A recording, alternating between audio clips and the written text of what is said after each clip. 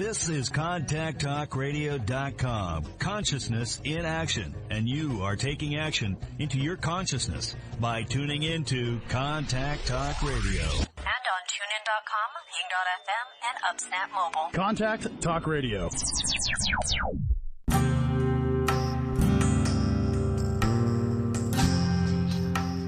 Welcome to Spiritual Psychic with Sarah Wiseman, where you'll learn how to unlock the secrets of spiritual intuition and your own psychic gifts. Here's Sarah.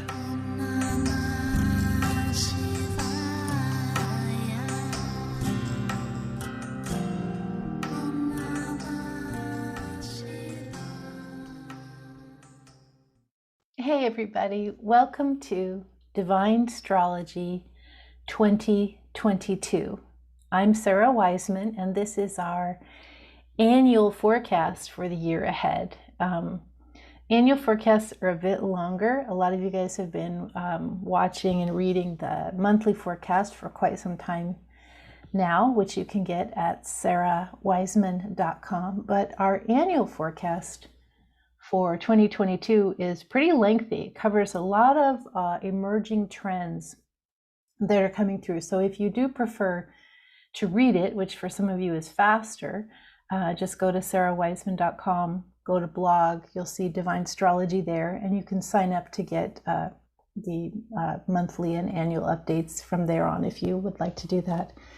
So 2022, it's a pretty big year, and it's big in a way that maybe we didn't expect. 2021 was all about kind of personal releasing, personal healing, letting go of sort of this big revelation and releasing of all of these toxic effects that were affecting us in our own lives. Now in 2022, we come to something a little different. Instead of the personal, it's more the global. So the micro always reflects the macro. And so in this cycle, we're moving to the big questions. And so I'm calling 2022 the year of collective reckoning. 2022 is a year of reckoning, of settling what has come due. Just like a bill that demands payment, in 2022, we come to terms with the debts we have accrued. These are karmic debts, and yet, even though they're karmic, they still relate to money, power, authority, and resources, and they've been centuries in the making. So this year, we begin the process of paying back and setting to rights everything that has gone askew for a long, long time. In terms of our collective evolution, 2022 is a landmark year in which we kind of show up and we own up and we take responsibility for our past mistakes. So as we're just at this early part of the age of Aquarius, we're finally beginning, we're not beginning to evolve, but we're taking the next step in our evolution, which is exciting. So a 6 year, in numerology, 2022 is a 6 year, and a 6 year relates to home, haven, domesticity, and home. This home also relates to family, like the deeper threads of ancestry and karma. So home, as we've seen in the last couple years, relates to staying home, working from home, staying closer to home, not traveling like we used to. And yes, definitely in 2022, there's much more of that. That's kind of the reality. However, the bigger focus, the bigger picture we're being called to look at is our collective home, which is Gaia, planet Earth. In 2022, the question is, how do we care for the Earth, our collective home? Astrologers, if you guys follow astrology, I'm not an astrologer, but I do follow astrology. And for those of you who follow astrology, you know 2022, one of the big things that's happening is that Pluto returns in the US, the American chart, So Pluto is a slow-moving planet that cycles about every 248 years. So the last time Pluto was in the US chart was when the US began around 1776, which was the birth of the nation. So not surprisingly, more was going on. This was also the beginning of the Industrial Revolution, and this brought massive changes in manufacturing and labor. And it was also the beginning of the Age of Enlightenment. And this is a European system of belief that centered around the idea of reason, rational thinking as the prime source of authority, and held ideals such as liberty, constitutional government, and the separation of church and state. So as Pluto returns to the US chart, we're going to revisit these ideas working with what we know now. So this means the US government is going to have some reform, the same way it did as in 1776. So how does that look? Do we separate interregion nations or shift to a new style of coalition government or have another attempted coup or something else? That's kind of what Pluto is going to bring. I've been looking into this, and my feeling is that it's a different style of government, moving toward a different style. That's what I'm seeing. So does this mean the US will have another economic revolution as we did back then with new ways of manufacturing and distribution? So this is going to recycle. So do we follow Amazon's lead, or do we go local and green, or do supply chains break down, or something else? And I'm going to talk a little bit more down below about supply shortages, which will be one of the ways, and going green, which will be two of the ways this comes about. And then the other question, how do we possibly deal with wage inequality and wages people can't live on, and the labor shortage, and what bigger change or bigger trend is that actually leading us toward? Because nothing happens in a vacuum, and these big changes in the workforce are dramatic for the US. So that's going to bring about some evolution. It also means the US refreshes old ideas about authority, fraternity, government, and church. So do we move away from the patriarchy, the system of haves and haves not, separation instead of inclusion, rationality instead of intuition? And do we move toward a new way of living that is spiritual, matriarchal, collaborative, cooperative, and inclusive? And we would hope so. More room for everybody in those types of systems. Next, we have 2022 is about eco-reckoning. We are called to reckon our ecological position. So our 6th year is the collective reckoning of our home, Gaia. Nature has warned us, and we finally begin to take the warning seriously. Yet we're very late to the party, aren't we? But late or not, eco-consciousness is the new political and corporate trend. And this isn't just for image anymore, like it used to be. It's actually finally making sense for government and business to create eco-conscious systems. So we start rolling up our sleeves and beginning the cleanup of our collective home, Gaia. And again, it's not recycling and reusing. Those help, but these are about big legislation, law, international agreements. We come to collective reckoning, not just the US, for those of you there, but the whole world. And we see the bill that must be paid, and we take steps to correct and settle our centuries of misuse and abuse of the planet. So here's something that I've been seeing for a while, and it's just interesting. Everything changes all the time. So None of this is about fear, but leadership changes. So global leadership shifts are rapid, and they happen early in 2022.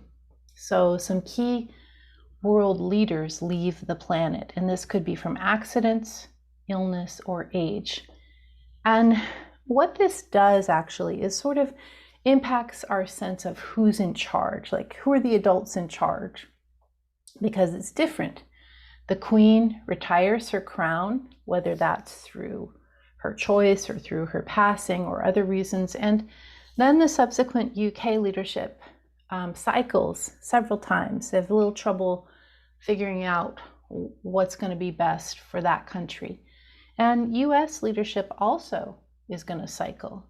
One thing, there is no return to the previous players who were so active in the old patriarchal systems.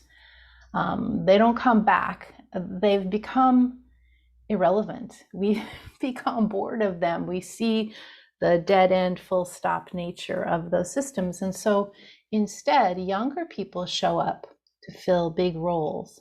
And some of these people may be surprising. In other parts of the world, even as authoritarian regimes cling to power, they're also losing relevance. And it's sort of, again, this idea of we're bored, we see through it. The emperor has no clothes. We're not following anymore. So archaic political systems are no match for this infusion of ideas that the internet brings. When people see freedom is possible, they pull down the walls of oppression. This is just the cycle of humanity at work.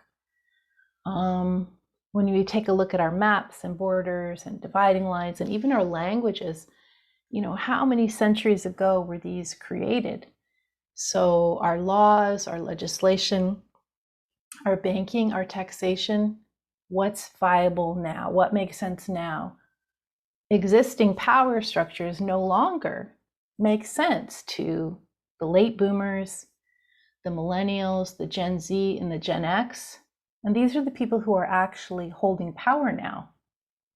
So if no one participates in the old system, how does that system survive?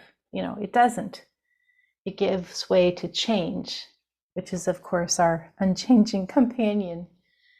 So across the globe, we're starting to see in 2022 the early sparks of new collaborative coalition-style government. And that means multiple diverse voices leading in cooperative alliance.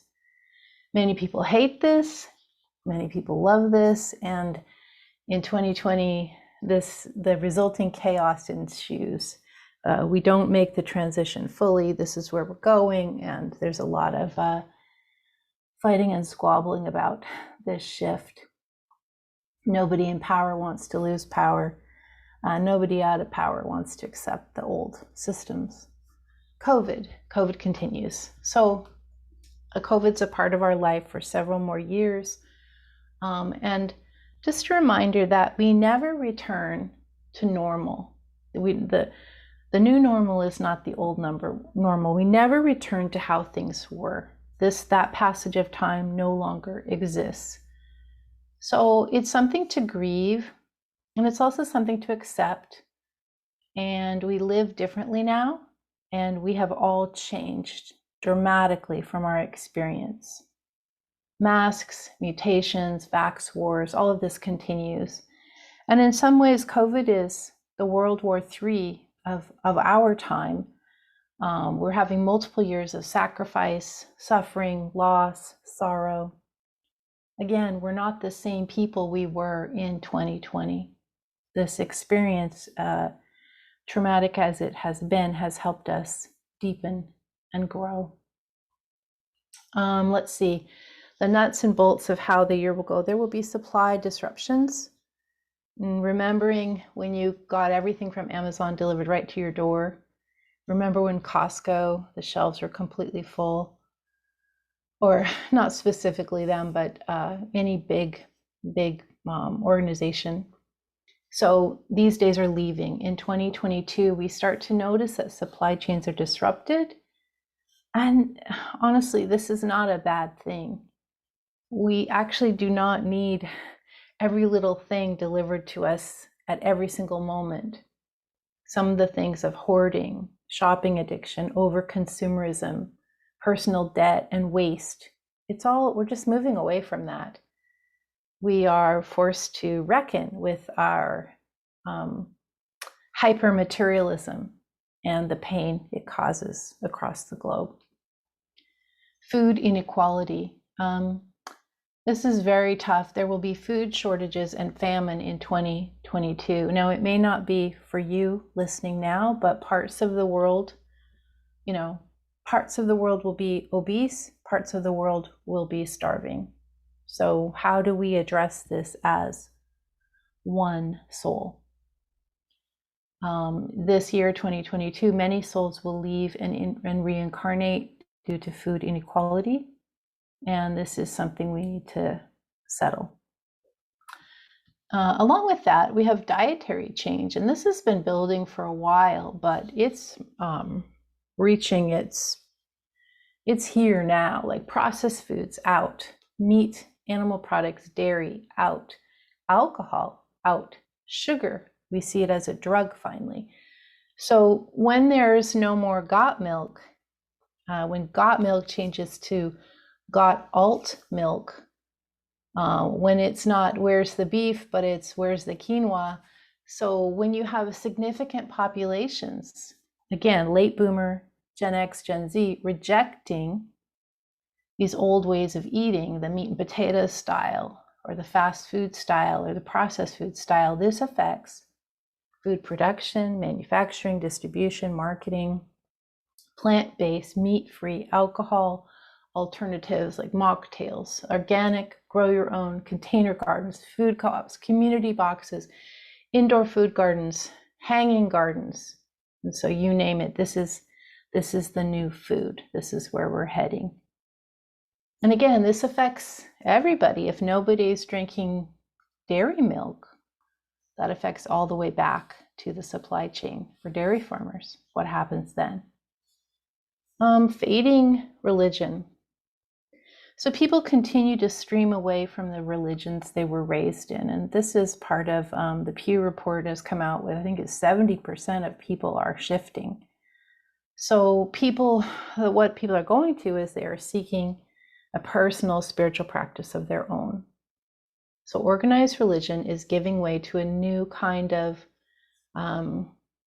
you might call it a global animism, which is a way of thinking about the world where everything has a soul or consciousness and everything is part of collective consciousness. In just a few generations, this new personal spirituality will become predominant.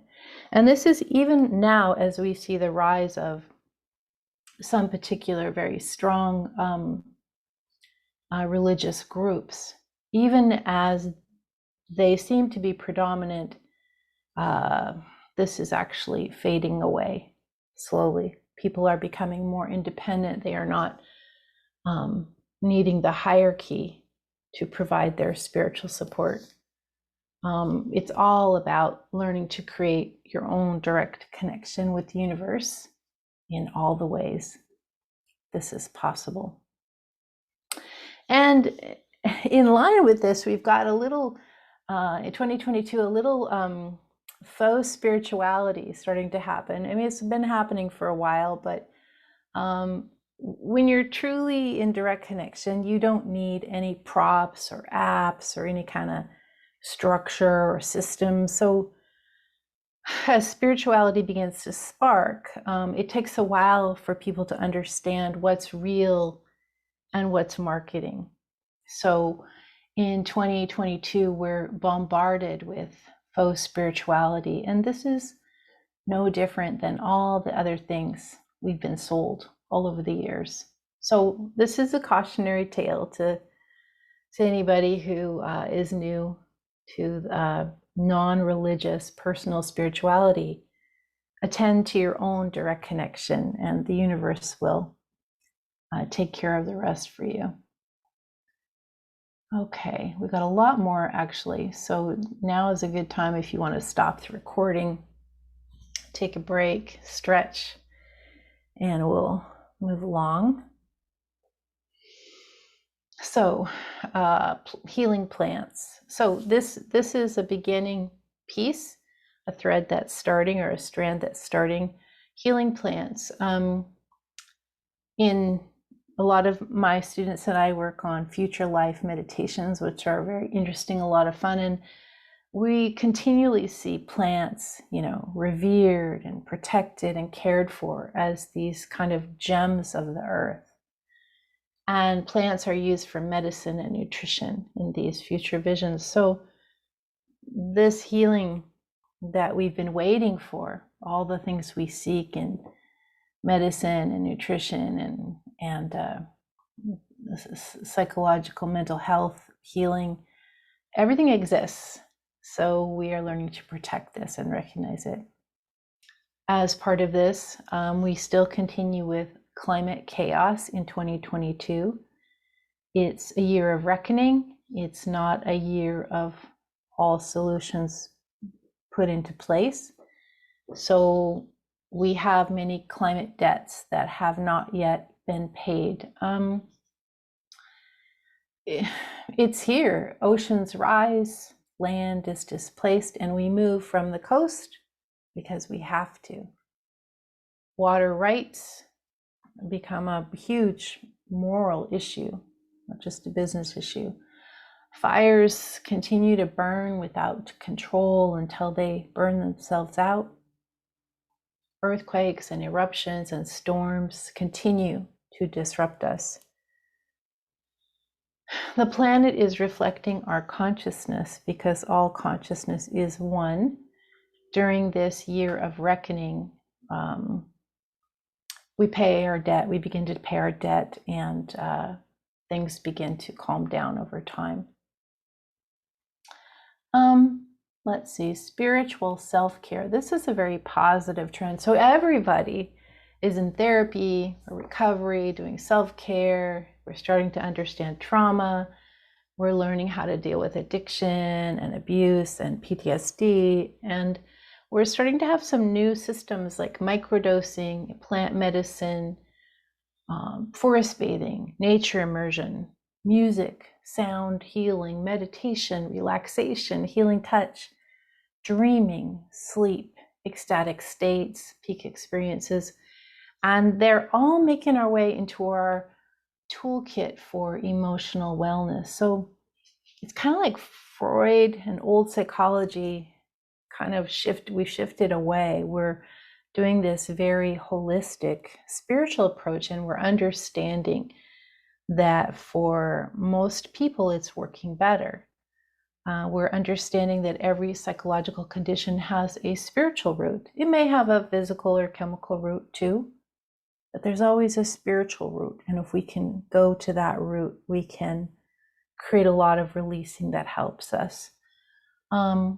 Always we are healing through inclusion, acceptance, compassion, and kindness. So this is a very big trend.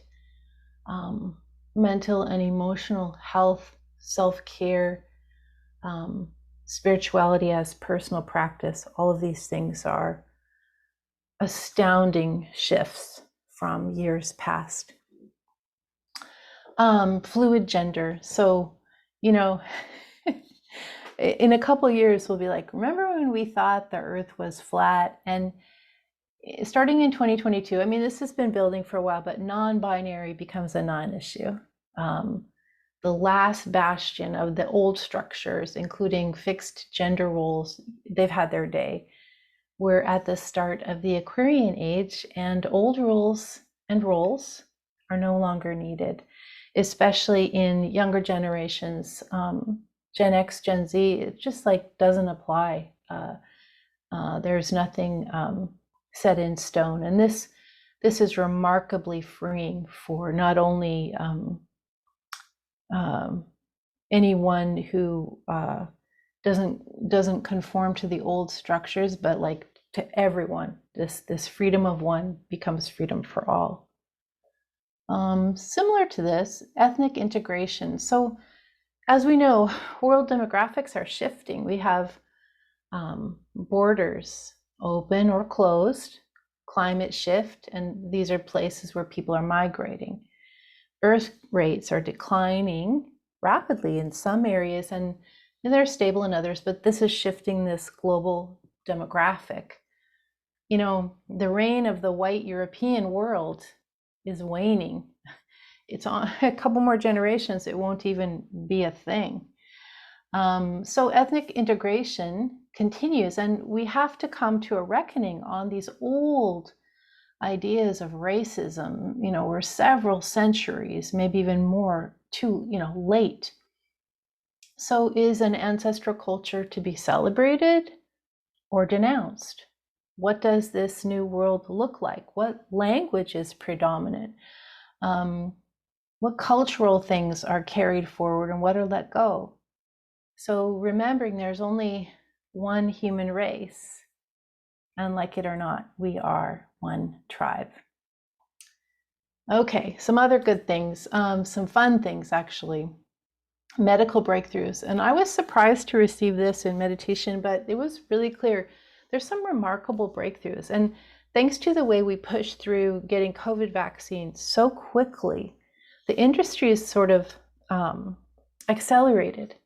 So we've got new drugs and cures even for some of the specifics I got were HIV, immune diseases, cancer, diabetes, and interestingly, weight loss.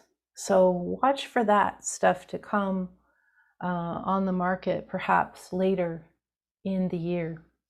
There's some remarkable new announcements coming. Transportation breakthroughs. This is a little further down the road. We all know we're going to electric, but there's also solar cars and bikes. And pretty soon, and I just see this continually, we're going to have these flight orbs or flight pods or something like that. Gas is like this thing we used to use over time. Again, not in 2022, we're not there yet, but we're shifting to this place. So what happens, when we're no longer relying on gas or even in natural gas? And again, the suppliers don't have the demand, and so the world political structure shifts again. All these things, there's no separation, all interconnected. Energy sources, solar, hydro, wind, yes, all of these. And what's key is that money is finally put into developing new non-polluting energy sources. In a few years, not 2022, but a little bit further down the line, we're going to have this question: why did we wait? What possible reason did we think it would be a good idea to keep using these old polluting systems? It's just like, why? But we did wait because of, the political system. And, here we are now, but we're still going to figure it out. So what I see is crystal as a power source. And I keep looking at this and checking it. It's not a New Age superstition. It's something about the way crystal holds light in a dense way, and we learn to use this. I'm not a scientist. I just understand what I see and what others have seen when we do these meditations, crystals and rods. So anyway, we're on the way. And just as when the first car and the first airplane, were invented, or the first light bulb, or all these things, there were a lot of false starts. We're going to have a lot of false starts. So wait for it. It's coming. And finally, and this is what I find the most exciting, and it's actually not here in 2022, but we are seeing the spark of it, or seeing the impetus beginning. Electronica, all the devices and apps and cryptocurrency and everything related to that world. So that's all as changeable as fashion. So there's new trends every season. Skinny jeans, bootcut jeans, joggers, what's the next thing? But nothing lasts for long. So in 2022, nothing we're using now kind of sticks around. Facebook, TikTok, Instagram. There's so many other things, the different cyber currencies, like nothing really catches and holds because it's been created a little bit more for entertainment or quick distraction, but we're starting to get bored of that. It's like, what am I looking at? How is this meaningful? I want something more. So we are seeking real answers and real systems, not distracting entertainment. And that's a big claim because as humans, we love distracting entertainment, but we're starting to want something that works better. And so pretty soon, not yet, but when we get to this place where holograms, particulate imaging, beamed reality, these are the names I'm giving to what I'm seeing, which is like a dense particulate image that can be transferred. It's not materializing, like thank you, Star Trek. It's actually just the image, but this image is easily available to be moved into different places. And it creates alternate reality in your own environment in a different way. So this changes everything. And this is different than AI, which I haven't even really covered a lot. It did not even show up as a big deal for 2022. I think we may be a little farther along, but this idea of hologram or particulate imaging, when it comes, everything changes. And this is just a couple years away. And the way to think about this is like, we remember when cell phones, well, first we had those giant mobile phones, then we had cell phones, and then smartphones. And once smartphones came, like in 10 years, the world was completely different. How we banked, how we found ourselves on maps, how we communicated, how we shopped, everything changed. And so with this new electronica, when it arrives, which is not yet, but in a couple of years, we begin to evolve at light speed. 2022 is a year where we take responsibility, we grow up, we work together collectively, and it's a year of reckoning, and this is really the most necessary and best thing we can do as ever evolving humans. If you'd like to get the text for Divinestrology, again, go to sarahwiseman.com, go to blogs. You can sign up there to receive Divinestrology every month and check out the rest. There's so many resources on psychic development and spirituality. And would love for you to be able to explore some of those and see what interests you. I'm Sarah Wiseman, and wishing you a beautiful new year, and thank you for listening.